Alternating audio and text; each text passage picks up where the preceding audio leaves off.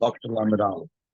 He says to the when you will go out to war upon your enemies, and Hashem and Hashem will place him, put him in your hand, and you will capture his captive. So there's very interesting ideas over here, changing from the singular to the plural. What's going on over here? It's known the questions over here, both in the commentaries on Chumash and also in the Amorim of Arabic. One question: why does it say that when you go out to war in the singular? He's speaking to Klal Yisrael. So instead of saying, not you go out in the singular you, Ki Seitzey, it should have said Ki Seitzey in the plural you. The second question is, why does it say upon your enemies in the plural? It should have said it in the singular. You're going out against one enemy at a time. You don't go out at a lot of enemies. Also, the famous question is, why does it say upon your enemies? You go to war with your enemies. What does it mean upon your enemies? In general, when you have an explanation, what is he trying to let us know over here? It's obvious that a war is with an enemy. So all it has to say is, when you go out to war, Hashem will place him in your hand. He has to tell you that the war is against your enemy when you go out to war against your enemy. We also need to understand the double expression, you will capture his captive. You will capture people, capture captives. This is obvious. You're capturing captives. But the idea behind this is, the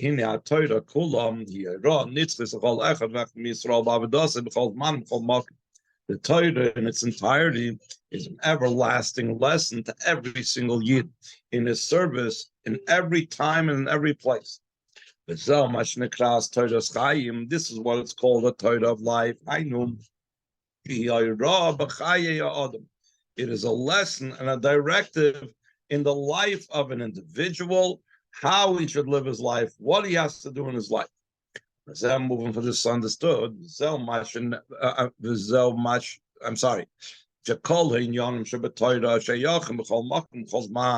That all matters in Torah are applicable in every place and every time.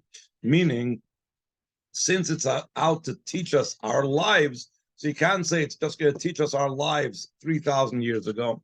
Not only in the years the way they were supposed to be, meaning in the times of the Beis Hamikdash, in the times when we had a king, in the times when our king took us out to war. Even when the Beis Hamikdash is not standing, we still have this idea of going out to war against your enemies. So too, it's also in this parsha about when you will go out to war. It's a lesson in the avoid of every single Yid, even now. So not just, in other words, the Rebbe goes from the general to the specific. All matters in Torah are lessons, even nowadays, including what we learned in this week's parsha about Ki Seitzey. Now the Rebbe goes to explain what the lesson is, but who the idea behind this is, where it says the pasuk when you go out to war, Chazal said, Torah is talking about a permissible war, meaning not a war like the war against the 7 nations or the war against someone that's attacking Yidden, but a war that the king chooses to fight of his own choice. The difference between a mitzvah war and a optional, permitted war. It's explained in Rambam, the laws of kings. The Milchemes mitzvah, yesh b'chlala gam milchama, shila eretz Yisrael miyatzar sheba'aleim. When you're talking about milchama, that's a mitzvah to go to war. It doesn't just mean, let's say, the milchama against Amalek, or the Milchama against the war against the nations that lived in Eretz Yisrael, the 7 nations that were there in Eretz Yisrael. But even, let's say, if you have someone that attacks Yidden, so that is also considered a Milchemes mitzvah to save the Jewish people from anyone that attacks them. On the other hand, if that's a Milchemes mitzvah, what's then the definition of a Milchemes reshus, which means a permitted war, an optional war? When the king decides that he wants to broaden the boundaries of Eretz Yisrael, so he has the option, he has the permission that he consults with Bezdin and so on, and then they just with the Sanhedrin, then they decide to go out and to go to war. So now taking these 2 types of wars and applying it in our own life is as follows. Concerning this understood concerning the lesson in a service of a person today.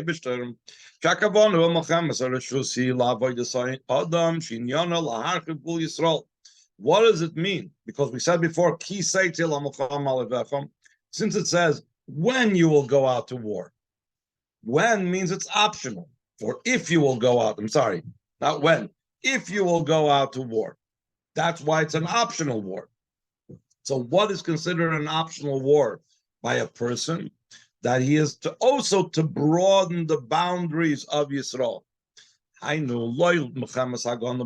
It's not just a war, a defensive war, which means to protect ourselves, let's say, from the Yetzer Hara attacking us and so on. But rather it's an offensive war. That's what he explains over the Torah. The idea of an optional war in the service of a Yitra Eibishter. That's the idea of the avoid of davening. The Maamar Azor, like the Zohar states, Shas Loisa, Shas Krov, the time of davening is a time of a battle. Like it says in the Pasuk, Yaakov Avinu describes the cities that he took, he conquered from the hands of the Moiri, Becharbi ubekashti. The literal meaning of Becharbi bekashti means my sword, ubekashti means my bow. In other words, his bow and arrow. But the Onkelos translates on this words Becharbi bekashti, Betirgam Onkelos, Bitzloisi ubevausi, with my davening and with my request. In other words, so we see that war is synonymous with davening in a spiritual sense. So what is the idea of the spiritual war that a Yid has during davening? The Inya Mochamezu, Hulalis Madregel Madregem, that the idea of this war is to rise up from one level to another level. It's not just a defensive war, that we're fighting the Yetzer Hara, that the Yetzer Hara and Shabbat should not make any inroads. That's not the entirety of the war of davening. The idea of the war in davening is to rise up higher and higher in our war and in our conquest of things and bringing it into the realm of Kedusha. So now bring it back to our pasuk. That's what it says. If you will go out, it's an idea of going out. What does this have to do with going out? If it's an internal war that a Yid has, so seemingly it doesn't involve going out. So that the avoid of davening should be complete and perfect. So a person needs to leave and go out of his own boundaries and limitations. Until he goes out of the boundaries of reason and understanding. In other words, even in Kedusha, there is reason and understanding, but that reason and understanding of Kedusha could limit him. And what a person needs to do to daven, he has to rise and go out of that. That's why it says Ki Seitzey, go out of the boundaries. That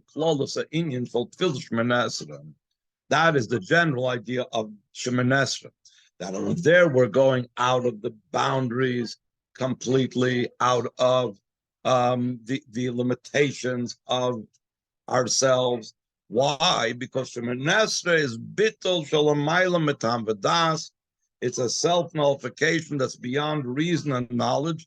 Because by Shemoneh we are standing straight like a servant before our master. It's not about our understanding and our reasoning. It's all about standing with a bittul before Hashem. So now the Rebbe asks, what does it mean that we are going out of our limitations and going beyond reason and knowledge? Seemingly, davening is considered a progression. Progression is just the opposite of going out of boundaries. Progression means step by step, and you don't go to the next step before you concluded the first step. That shows on limitation. That's the question that he's about to ask. 3 lines from the top of the page. Though the avoid of davening is in an orderly fashion, it's step by step. Like it's brought down in Medrash. Tefillah, davening is a ladder. By a ladder, it says about it by Yaakov Avinu's dream. It's standing on the ground, and the top of the ladder is reaching the heavens. It begins on the ground. Only afterwards does it reach the heavens. Even while he's in the ground, even while he's standing on the ground, there has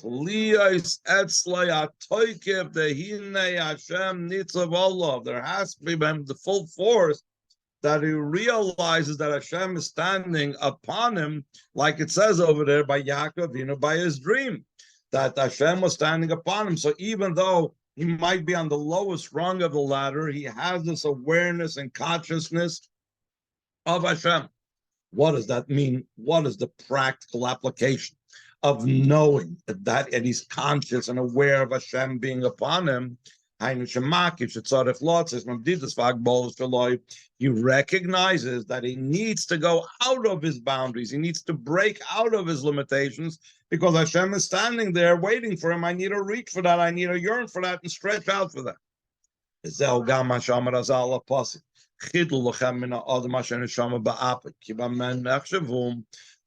say on the pasuk, hold yourself back from a person that his soul is in his nostrils, because what is he considered? The simple meaning of that pasuk is, don't give any consideration for a person. Your true focus should be on Hashem, because a person, what is it? His neshama came in through his nostrils. His Hashem blew the neshama into him. He's not really a true existence. What is he considered? So the Chazal explain, Al tikra bameh ela bama. Do not read it as if it says bameh, as what is he considered, but bama nechshav. Bama is a type of altar of one stone that was often used for avodah zarah. So Chazal derived for that when the person is in a state of neshama ba'apoy, when a person first gets up in the morning, it's as if the first time when man was blown in his neshama into his body. And therefore, the neshama that comes into his nostrils is something that is considered at the beginning of the day. So before he davened, he's like a bummer. The koydem atfila before davening, and the koydem shniskashlo lakus neftuk my bummer before he bound himself up with godliness. He's considered like this altar for avodah zarah. Therefore, it's prohibited to eat before davening. The Chazal derived this also from the pasuk Adam, because it's like eating before you have become connected to Hashem, and therefore the eating is considered like blood, it's considered like avodah zarah, etc., etc. Unless, like in our case, where we're eating to be able to daven. But if a person is just sitting down to an enjoyable meal and so on before davening, so that's inappropriate. Say you we say this will be understood what it says in the pasuk. When you go out to war in the singular, that we ask that seemingly it should have says when you go out using the plural you, ki seitzey. Why does it say in the singular? Shekol am Yisrael nikra b'lashon yachid. that the entire Am Yisrael is considered and called singular. Even the since referring the war of the service of davening, how do you do it? So it's known that the idea of the service of davening has to be in a way of Yidden being joined to each other and love of a Yid for another. Like it's written down in many places. Siddur, and Alter Rebbe brings it down in the Siddur. It's appropriate to say before davening, I'm accepting upon myself the positive commandment of loving your fellow as yourself. We find a similar idea of a person's Avos Yisrael and Achdus Yisrael being a prerequisite for davening. That the Gemara says, concerning davening, al tifish but do not separate yourself from the community, from the congregation. And similar to this is explained in many places in the special quality of davening with a minyan. That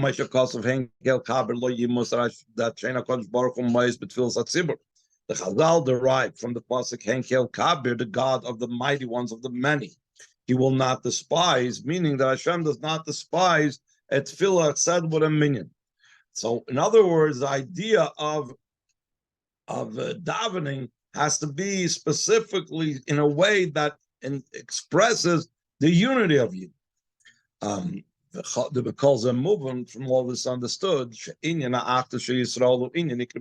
idea of the unity and oneness of Yidden is a primary and core thing in davening.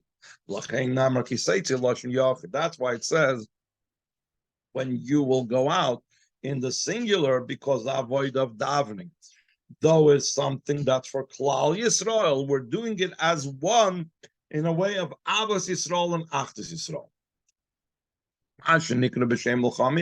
Another Rebbe says the fact that it's called a war, we're talking about this going up higher and higher levels. Why specifically are we using the term war? We could say tefillah as a service of the heart. What's considered an avoid of a heart? That's davening. It says, you will serve him with all your heart. Normally, when it says avoida is usually concerning the base of Mikdash and the Karbanis. But in Vahayim Shemayim, Parshas Eikev, it says, you should serve him with your heart.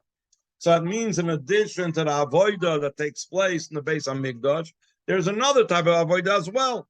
There's an avoida that's called an avoida of the heart. That's davening. Mavur b'Torah Parshas Mishpatim, Torah and Parshas Mishpatim. It's explained inyan avoida malashon ibud oides. The idea of avoida, more so than the word malacha. Malacha means work. Avoida is in the word really working through hides. In other words, to take of a hide of an animal and to turn it into parchment or something else that's useful, it's a very heavy, labor-intensive type of occupation. It needs to be reworked and needs to be refined and needs powerful toil. That's why it's called a war. He continues upon your enemies. It doesn't say with your enemies. Because when you're going out to war in the appropriate way, with all the details that we spoke about before, you have Avos Yisrael, and you're going out of yourself, breaking through your boundaries, etc., etc. So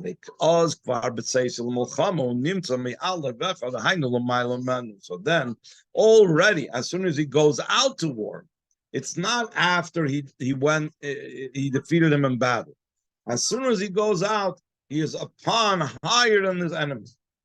Why is that? Because the war is not that he's fighting with a person that's on his level up here. The Yid that's going out to war is above the enemy. Because of we also ask, why does it say enemies in the plural? Masham Razal, we could explain this according to what the Chazal say. Esav sheish nefashis hayuloi. Esav, when he met up over there with Yankov, all he had were 6 people altogether. V'hakasav koida esan nafshis beisai, and the pasuk calls them the souls of his house in the plural. The Chazal say because they serve many gods, so therefore each one is different than the other. Each one's distinct. They don't have any unity. The Yaakov Shivim Hayulai, and Yaakov, when he descended to Mitzrayim, there were 70 souls, 70 people. The pasuk calls them nefesh in the singular, 70 soul. Why is that so? The Chazal say, because they are serving one God. So therefore, that's why Oivecha is in the plural. Amnam, l'b'soiv ksiv, at the end it says, he will give him over. Hashem will give him over to your hands in the singular. It doesn't say unisanam. If you just now said that the enemies are plural, because in Klippa and by Esav, since they are serving many gods, so therefore they are a plurality, and the Yidden are considered a singularity because they're oneness, they're serving all to the one Eibishter. So why, when it talks about how the Yidden conquer them, it says unisanoi about these enemies, and it transfers back to say it in the singular. Indian, who the idea behind this is the intention. This is that the manner of the victory is a very easy victory. It's as if he went to war with only one person. He conquers and defeats all of them at once. Like was in the war of Sichon, like Rashi wrote, HaKadosh Baruch Hu Hashem said, why am I burdening my children? All of this to besiege every single city. So instead, if they would have to besiege every city, they would have to conquer every city individually. So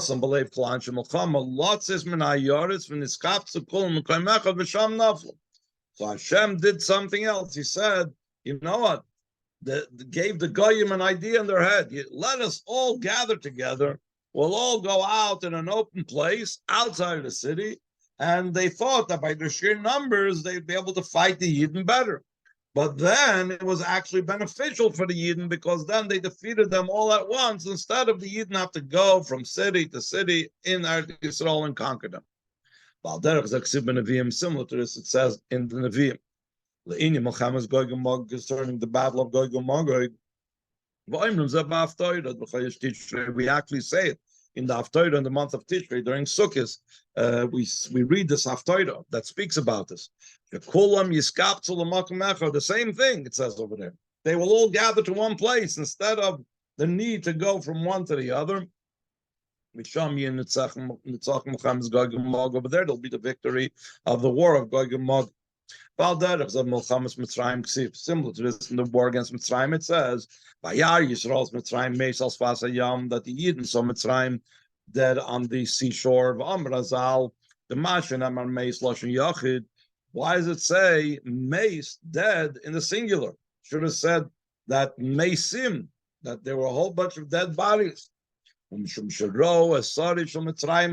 because they saw the archangel of Mitzrayim dead. That's who was the Mitzrayim that they saw was dead. Through that, they saved themselves the need to go to war with every single detail, with every single Egyptian. So, what does this mean spiritually? What is this in the spiritual service? It's nullifying the transcendent level of Klippa, which is Bechinas HaLavoina. That's the Lavoina, which is one of the 11 Samamonim of the Ketores, one of the 11 spices in the Ketores, that there's 11 spices. 10 are the spheres of Klippa itself, and the 11th, which is the Levoina, goes on the kedusha that comes from, in a way of makif, into klippa to give it chayes. That is the spark of klippa. That from it that is the spark of kedusha, that from it the klippas nurse their life from. That's the idea of the officer and minister of Egypt, or the idea that they gathered all in one place. So the spiritual idea of gathering in one place, or the spiritual idea of the ministering angel of Mitzrayim, all goes on the nitzitz kedusha of the Levoina. And when you remove the spiritual makif of klippa, so automatically the whole klippa ceases to be. By their bitling is a misbattling, through nullifying their source, the makif of klippa, the transcendent source, the nitzitz of kedusha that gives klippa its chayes, the Levoina. Through that, automatically all the details are cease to be an opposition, and so therefore that's why it says in the singular, because this is just a single level that's easily removed, and that's it, and then it's all gone. With this could also be understood that it says the double language, you shall capture his captive. Since Hashem already placed them in your hand. Even before the person does the the enemy is already in a way of captive. So we shouldn't eat bread of shame. It shouldn't be completely done without our work. Then whatever we earn, we're embarrassed with. It should be the other way around. According to the suffering, should be the reward. It should be that you will capture its captives. In other words, like this. Normally, you capture the enemy. Once you capture the enemy, then he becomes your captives. But you don't capture someone that's a captive already. You are capturing a person that's an enemy. So why does it say you're capturing your captive? Because in essence, even before you actually went out to capture him, he was already considered captive by you. It was like he was captive by you. But since Hashem wanted that we should earn and we should work for it, so that Hashem wants us to go out and bring him in. But it's not really that we're fighting and capturing an enemy. We're capturing something that's already a done deal, someone that's already a captive. This main avoid of dealing with all of these things in the month of El. And then the primary service is I'm to my beloved, and my beloved is to me. Yeah, Shloimeh, as we could say, the hint in this is take immediately after I am to my beloved, which is the avoid down here below, immediately comes that my beloved is to me, Hamshacha Milmaila, that what's drawn down from above, in a manner that speedily his words will rush, meaning that it comes down very quickly to us, the result. Like it continues in the pasuk about when you capture the Eishes Yifas Toyer, the beautiful woman, that she will cry for her father and mother a month of days, and it's brought down as far in the name of the Arizal, the Yerach Yamim Zeu Chodesh Elul, that the month of days that we're talking about, the crying, is the month of Elul, and it's talking about the neshama, that it's pouring out its soul for Hashem during the entire month of El. Afterwards, we come to the completion of the matter, the perfection of this crying out to Hashem is on Rosh Hashanah Yom Kippur. Until afterwards, we come to Shana Rabbah and Shmini Atzeres. That's what it says afterwards in the story of the Eishes Pastor, the beautiful woman, that you will then have relations with her. What is the idea of relations in the spiritual sense between the Neshama and Hashem? It's the union and the mating and the marriage between Yid and Hashem. That is unique about Shmini Atzeres. Then it's only the Yid and Hashem alone. like it says that the 70 bullocks that were brought throughout the 7 days of Sukkot were a total that made up a number of 70, and there was only one bullock that was brought on Shmini Atzeres, indicating that's only the Yidden and Hashem, until they become like one flesh. That is the ultimate state of union, like it says about Adam and Chava. From this comes out afterwards what it says in the following parsha. Will be when you come to the land. The key mitzvahs bekurim, and will be in the fulfillment of the mitzvah, the first fruits that says at the beginning of the next parsha. That we bring from the 7 species of the wheat, the barley, the olives, the pomegranates, the grapes, etc. This means that we receive all the good of the land, both the physical good and the spiritual good. The gam is kaim mashkasa parsha zu, and also becomes fulfilled where it says in the parsha Kisavai le'ava Hashem elokecha l'shmael Bilam, that Hashem did not want to listen to Bilam.